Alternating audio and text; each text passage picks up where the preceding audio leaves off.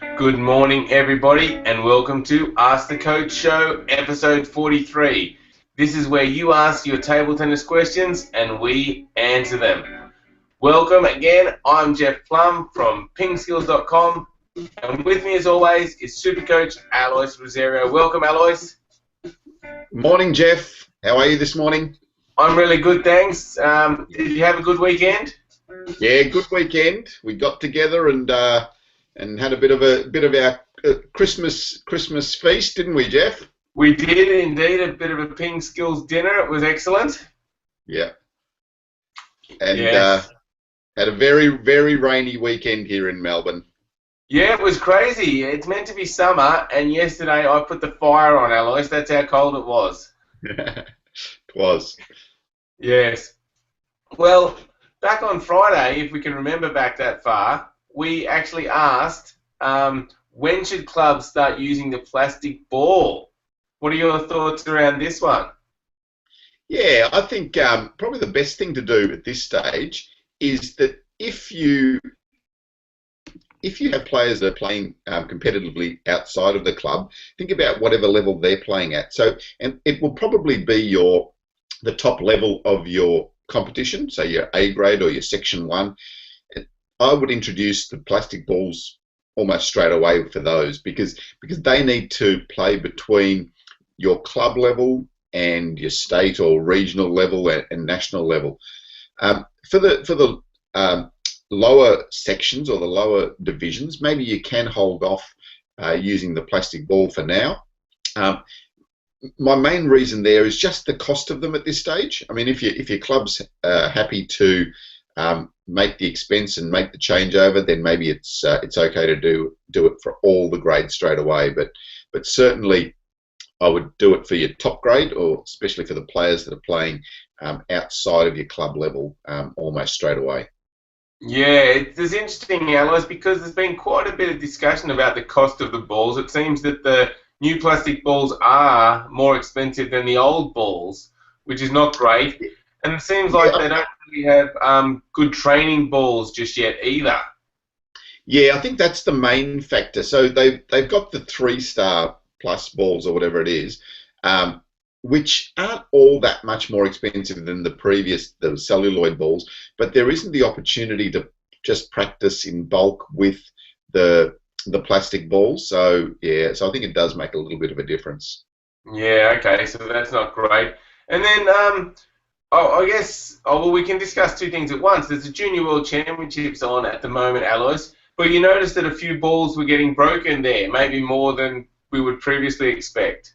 Yeah, so yeah, the championships finished last night our time, but yeah, it was very noticeable that during matches that balls were breaking much more than they would with a celluloid ball. So usually with a celluloid ball, the ball would last for the whole match 95% of the time, and probably even more. And you'd very rarely have to change the ball because it broke. Whereas I noticed at the World Championships there were quite a few occasions where the ball would break once or more than once during a match. I mean, the speed that some of those guys are hitting the ball, it's no wonder. But yeah, certainly breaking more than the celluloid balls would. Yeah, okay, and so we may as well talk about some of the results, some interesting results. China seemingly dominant again. Yeah, they were. So China were dominant. So in both the boys and the girls singles, China filled 6 of the 8 places. So that is really dominant, isn't it? I mean, they Both placed in the quarterfinals, was it? Yeah, 6 places in each quarterfinal. So Wow. yeah, so 6 out of the 8. So although in the boys singles, Yuto Muramatsu, Japanese guy, made the final. Beautiful chopper, beautiful defender. Defeated 2 of the Chinese players along the way in the quarters and the semis to get there. But in the final, Yu Ziyang was the winner. Chinese guy, left-hander, sensational forehand topspin. Didn't see a lot more because he was playing the defender. but a beautiful forehand topspin against defence, and winning that 4 games to nil. Yeah, 4 games to nil. There you go. So, interestingly, a chopper making the final. So, is that to do with the new plastic balls, or are we just seeing a resurgence of choppers? It seems like Japan is starting to produce some really high-quality choppers.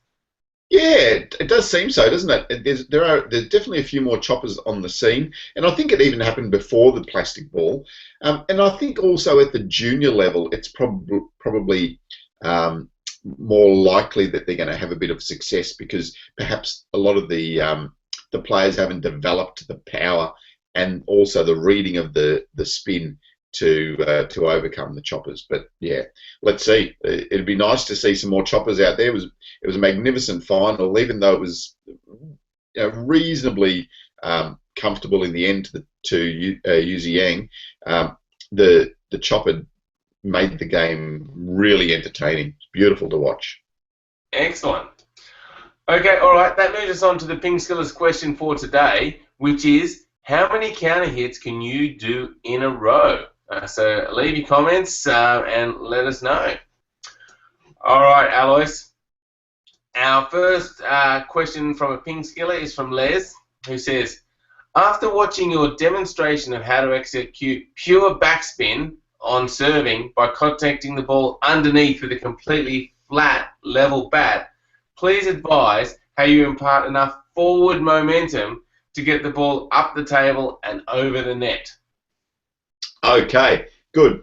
So Les, so what you are trying to do is you are getting the bat really flat, but the momentum of the bat going forward will mean that the ball will go forward. So the ball is going to grip on the grippy rubber and move forward. So it'll be a little bit like this. So watch here. So here and forward. I don't know whether you can see that. I might just stand up. So with that, the ball is gripping on the rubber and going forward. I'll do it again. So the bat is staying really flat, and you can even tilt the bat backwards a little bit, and the ball is still heading in a forward direction because of the forward momentum of the bat. Yeah, so hopefully that helps you a little bit with that. I noticed you also put a comment in the question that you were a bit confused of how that happens. Yeah, it's the forward momentum of the bat. So this coming forward and then gripping the ball and sending it forward that way. Yeah, that's interesting, Alois. So it does seem like it's that grip. So if you were using something like an anti-spin, it probably wouldn't get as much forward momentum because it wouldn't be gripping into the rubber. That's right, yeah. So an anti-spin or even just an old bat or one of the really cheap and nasty starter bats that hasn't got any grip. So when you do that, okay, the ball wouldn't grip and it would almost just go straight up, or it wouldn't go forward enough. You'd have to turn your bat forward that way to get your forward momentum. So, but as long as you've got a good grippy bat, you can have the bat back like that, even back like that, to get the ball to grip and go forward. Yeah, excellent. And that, just watching you do that reminds me of a good exercise that people can do, which is just kind of serve that ball onto the floor and just try and get it to spin back to them. And that gives you good feedback about how much spin you're getting on the ball. So if you can get underneath it, get it to go onto the floor and spin back to you, you know you're getting a lot of backspin. Yeah. All right. Good question, Les. Hopefully that helps you out. Now, the next question is from Ben. And Ben asks, I am a penhold player, and I play at my local high schools. It's a table tennis club there. I have difficulty doing a backhand when people hit it hard and fast. And also, when they hit in the middle, how do I have a strong backhand while playing penhold grip? Yeah. So one of the advantages of the penhold grip is that you don't have a middle or a crossover point, because for the normal general backhand, you're using the same side as for your forehand. So if they're playing fast to you, firstly, just use your normal grip. Don't try and use the reverse. If they're playing fast for blocking, this is effective. Then if you are starting to think about using the reverse grip, then that's where you need to start to be able to turn the bat over and utilize the other side of your racket. That's something that you just have to practice a lot. One of the key things is just making sure you're getting your bat around enough. So often when players start to do the reverse backhand, their bat is facing that way when they're actually hitting the ball, and the ball either doesn't hit cleanly or it tends to go out to the side of the table. So really try to turn your bat around so you're getting a nice flat contact of the bat on the ball and sending it forward with some topspin. So okay. Yep, good advice there. Try out some of those tips, Ben, and let us know if it helps you out. All right, Alois, Jace has a question for us now, and Jace says, I'm not sure if you guys have a video of it, but I was wondering what the rules are when it comes to accidentally hitting the ball with the finger or the racket handle. The ball goes over the net and hits the other side of the table, so all's good there, but what are the rules when that happens? Yeah, so, and Jace actually, in his question, which we couldn't fit in there, sent us a link to an old match between a very young Zhu Xin playing Timo Boll.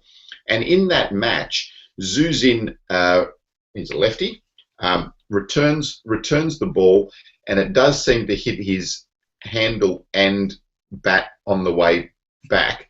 And Timo just sort of, questions the fact, but I think Zhu Xin ended up getting the point. Now, that match was from a while ago, where the rule was that if you hit the ball with both your racket and your fingers, that was a double hit. So really, Timo should have got that point, and it looks like he doesn't get awarded the point in that match. But now they've changed that rule, and a lot because of controversy like that. So now, as long as you unintentionally hit it twice, so if it happens to hit your bat and your fingers, or if you're playing shakehand, often it comes off the finger and the bat there. If it's unintentional, basically one swing, then it's still okay. So you are allowed to do that now. And I think it's a great rule because it just stops controversy, and the honest players like Timo Boll, who would always give up the point if it happened to hit his finger and his bat, and a double hit in those days, then he'd always give up the point, and he was basically disadvantaged for his honesty. So now I think the rule's better. If it's one swing, unintentional, hits the finger and the bat, it's okay. Yeah. I like this rule. Really simplifies things and makes it easy for everyone. If the ball comes back onto your side, it's play on. So thank you for the question, Jace, and hopefully that clears it up for you. All right, next question is from Mark, who says, I'm having a hard time with my forehand loops. It seems that I am able to loop it because it is a long ball, but when I hit it, I feel very awkward because it feels like the ball's too close to the table for me to do a proper forehand loop. Any tips? Yeah, so that ball that's really close to the end of the table is tricky to play sometimes. So the main thing is letting the ball come off the end of the table. So if the table's here, make sure the ball comes off the end of the table and then just play more of a vertical stroke, really brushing up on the ball there. Because the table's in the way, it's hard to go too much forward and generate enough speed to get the ball up and over the net. So let it drop and lift it up and over the net with a more vertical stroke. The other point was about just feeling comfortable and feeling balanced. It's really important to stay low for your stroke. Stay nice and low with your legs bent, and try and stay stable during your stroke as well. If you can do that, then you'll start to feel a little bit more consistent with your stroke. If you are feeling comfortable sometimes, that's great. That means that you're starting to to learn the feeling of the stroke. When you do hit it and it feels comfortable, think, okay, how did that feel? This is how it felt. I'm going to try and replicate that again, or I'm going to see if I can do that one again. It's a lot of practice still. Like anything, just repeat, repeat, repeat. Try and play the stroke often and see how you go. And eventually you'll find that comfortable spot to play your forehand loops. Yeah, great tips there about learning and remembering the one that feels good and getting that in your mind. I like that, Alois. Now, just one other tip I've got for that. I remember back in the juniors, I think it was my first Australian Nationals, and I was playing for the ACT then against Victoria, and I think you might have actually been coaching. You probably don't remember, Alice, against me. But there was a short ball. I thought it was coming long. I went for a big forehand topspin, and I hit the end of the table with my fingers and cut them open. There was blood everywhere. We had to get cloth out and wipe it all up, and I had little scars on there for ages. So make sure the ball actually is long is my first tip when trying to loop that ball. That is a good tip. Jeff, I do remember it. I reckon it was on table 18 or table 19 at the old Albert Park Table Tennis Stadium. That is correct. Indeed. Well, there you go. That's the biggest tip for the show. I think that'll help everybody out a lot and save a lot of pain. Okay. Thanks for watching, everybody. That wraps up episode 43. Head to PingSkills.com, check out our website. Lots of great table tennis resources there. And have a great Monday. Thank you, Alois. Okay, thanks, Jeff. See you, PingSkillers.